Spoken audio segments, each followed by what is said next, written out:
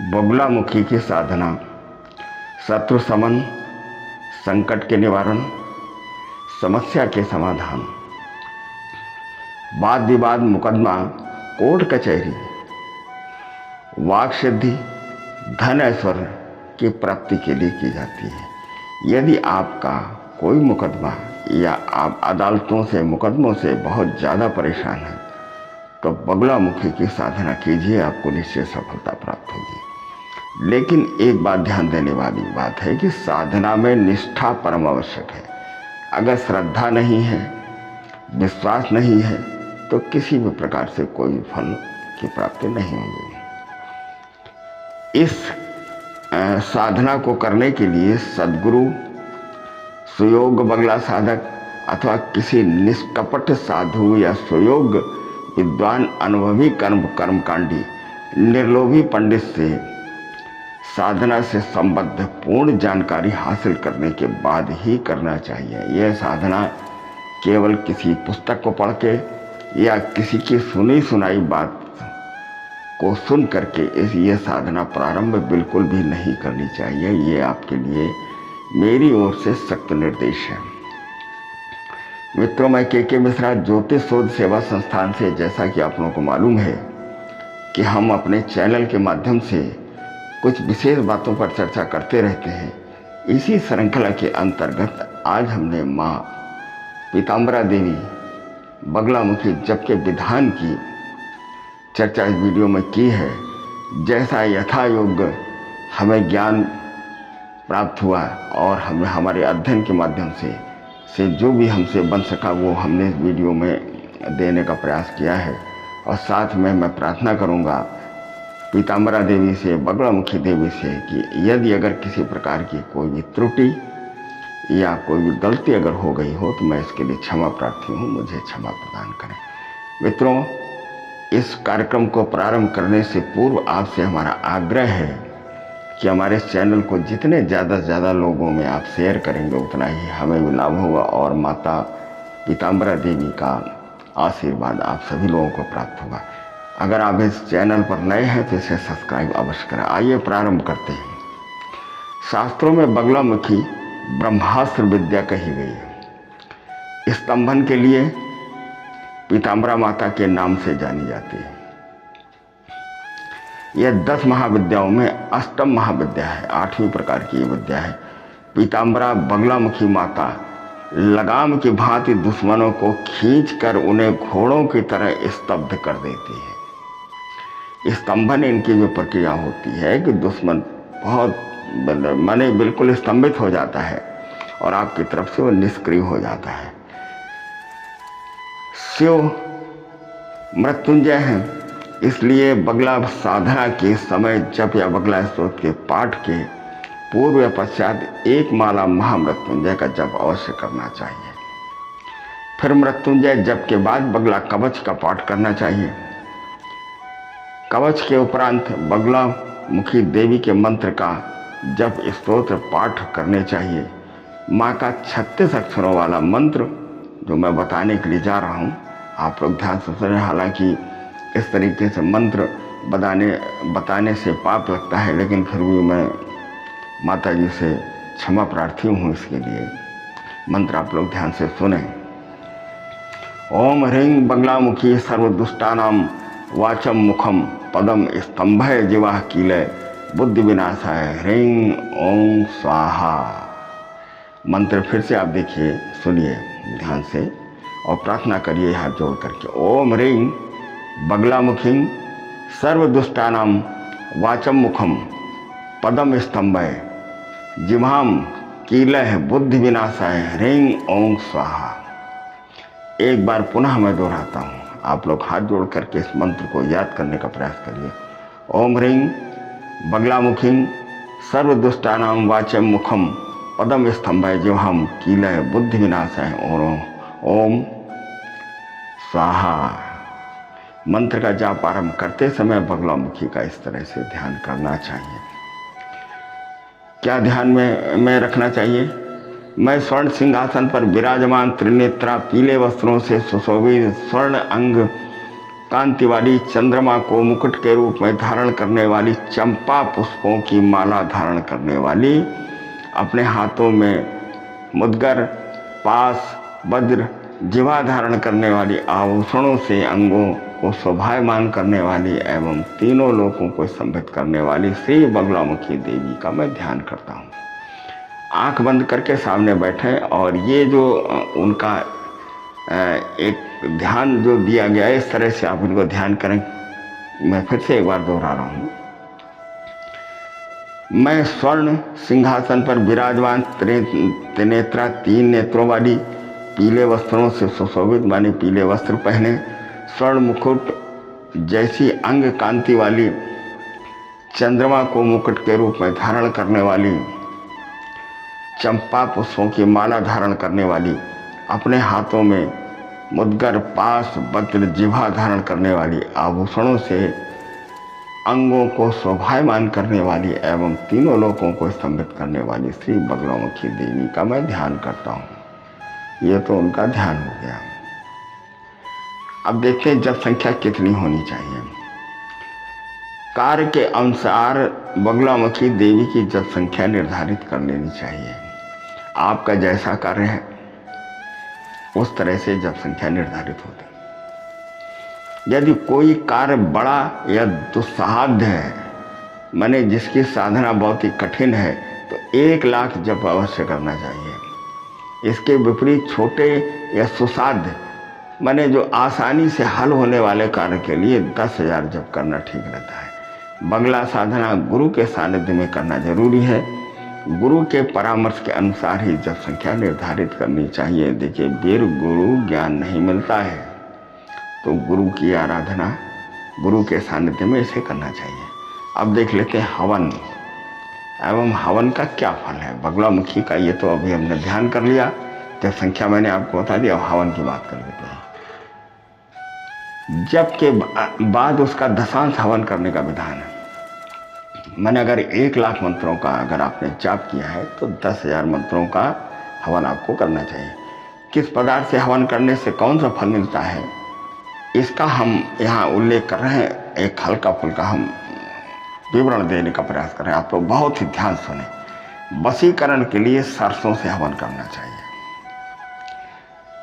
तिलों के दुग्ध मिश्रित चावलों से हवन करने से धन की प्राप्ति होती है। अगर धन की इच्छा हो तो जो तिली का तेल होता है उसमें दूध मिलाकर के चावलों से हवन करें।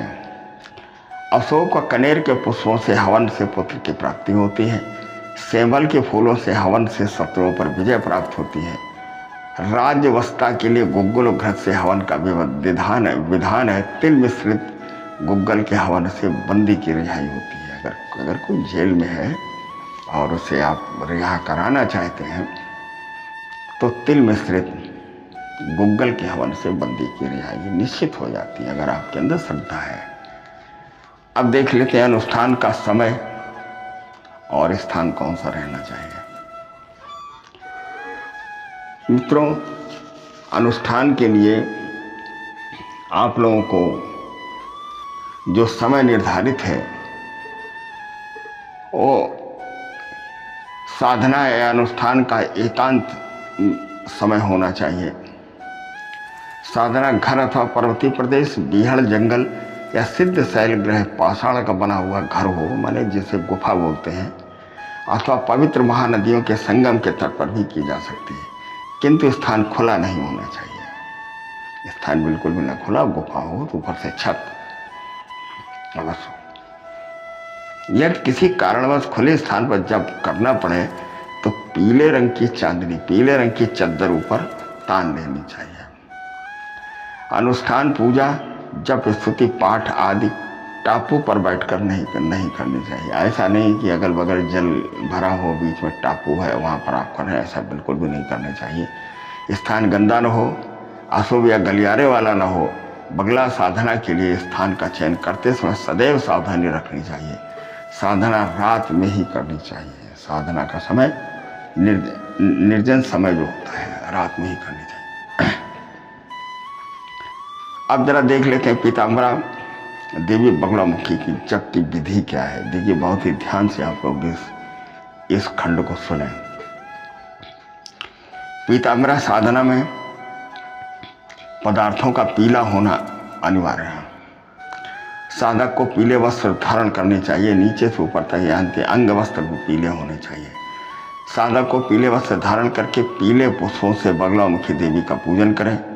धोती के साथ दुपट्टा या साफी का प्रयोग भी करना चाहिए, ऐसा नहीं सिर खुला हो। केवल एक वस्त्र धारण कर साधना करना वर्जित है, एक वस्त्र नहीं पहनना चाहिए। जब के लिए हरिद्रा हल्दी की माला का प्रयोग किया जाता है। जब पीले रंग के आसन पर बैठकर किया जाता है, साधक को सिर खुला रखना चाहिए, किंतु बालों की चोटी खुली नहीं होनी चाहिए। सिर पर हल्का सा पीला कपड़ा अवश्य डालें। सर्वांग शरीर शुद्ध होना चाहिए। जब पैर पसार कर या उकड़ू बैठकर कभी भी नहीं करना चाहिए। हाथ खुले रखें। जब करते समय किसी से बातचीत नहीं करनी चाहिए। बगला साधना में कुर्ता, कमीज, पैजामा, टोपी, पगड़ी आदि पहनना वर्जित है, इसलिए वे वस्त्र बिल्कुल नहीं पहने जाते हैं। जो साधक अज्ञानतावश जब के पूर्व बगला कवच का पाठ नहीं करता, उसका रक्त योगिनी पी जाती है, ऐसा शास्त्रों का मत है। देखिए, हमारा उद्देश्य कोई आपको डराना नहीं है। करना ये चाहिए कि अज्ञानतावश जब से पहले बगला कवच का पाठ निश्चित करना चाहिए। अगर नहीं करते हैं तो शास्त्रों में ऐसा मत है कि रक्त योगिनी, उसका रक्त योगिनी पी जाती है, माने उसे 20 तरह की परेशानियां उत्पन्न हो जाती हैं। कवच देख लेते हैं किस तरह का जो है, मतलब ये कवच क्या है, उसमें क्या लिखा है जो शास्त्रों। कवचम अज्ञात्वा यो जपेत बगलामुखीम पिबंत शोणितम तस्य युग्नः प्राप्य साधरा। अभी जो मैंने हिंदी में आपको बताया है कि जो लोग जप से पूर्व कवच का उच्चारण नहीं करते हैं, तो इस श्लोक के माध्यम से ये निश्चित होता है कि उसका बगलामुखी देवी उसका रक्त पी जाती है। कवचम अज्ञात्वा यो जपेत बगलामुखीं पिबंत शोणितम तस्य योगिनः प्राप्य साधरा। साधना के लिए नियत स्थान पर चौक या पट्टे के ऊपर पीला वस्त्र बिछाकर उस पर पीले किए गए चावलों का अष्टदल कमल निर्मित होना चाहिए। फिर उस पर पीले कलश की स्थापना कर ध्यान पूर्वक बगला माता का आवाहन एवं पूजन करना चाहिए। ये अब जान लेते हैं जप क्रम का नियमन क्या है, क्या नियमावली है, किस तरह से जप करना चाहिए। साधना के लिए जप की जितनी संख्या निर्धारित की जाए, मान लीजिए 1 लाख अगर आप मंत्र की संख्या निर्धारित कर रहे हैं, तो उतनी ही संख्या में प्रत्येक दिन जप करना चाहिए। देखिए, 1 लाख को हम डिवाइड कर लेते हैं कि अगर 10 माला हमारी क्षमता है प्रतिदिन, तो हल्दी की माला से 10 माला ही हम जाप करें। ऐसा नहीं कि आज मैंने 10 माला की और कल हमने 11 कर ली और परसों फिर हमारा मन नहीं हुआ कि ज़्यादा माला हो रही है, हम 9 माला करने। ऐसे जप हमारा क्या हो जाता है, भ्रष्ट हो जाता है। अगर 10,000 मंत्र आप लेकर के चल रहे हैं, तो प्रतिदिन 10,000 मंत्र का ही आप जाप करें। मानस जप सर्वश्रेष्ठ होता है, मतलब मन में किया हुआ मंत्र जाप किया हुआ सर्वश्रेष्ठ होता है। ऐसा कतई न करें कि सामने लिख करके रख लिया मंत्र और उसे पढ़ते जा रहे हैं और करते जा रहे हैं। माला को गुप्त रखें। गोमुखी या पीले कपड़े का प्रयोग करें, जो माला के ऊपर उसको डालें या उसकी थैली में उसको रखें। माला को इतनी जोर से ना घुमाएं कि उसके आपस में जो उसके मनके हैं, जो उसकी गुड़ियाँ हैं, वो आपस में टकराएं, उसकी आवाज़ दूसरों को सुनाई दे। गोमुखी रखें, सर्वश्रेष्ठ है। हल्दी की माला रखना चाहिए। माला जप करते समय भूमि से बिल्कुल भी ना टकराएं। पीले आसन पर आप बैठें और प्रयास ये करें कि वो गोमुखी जो है ज़मीन से ना टकराए। उसके नीचे कुछ बर्तन या कुछ इस तरीके की चीज़ रख लेंगे जिससे माला ज़मीन में बिल्कुल भी नहीं टकरानी चाहिए।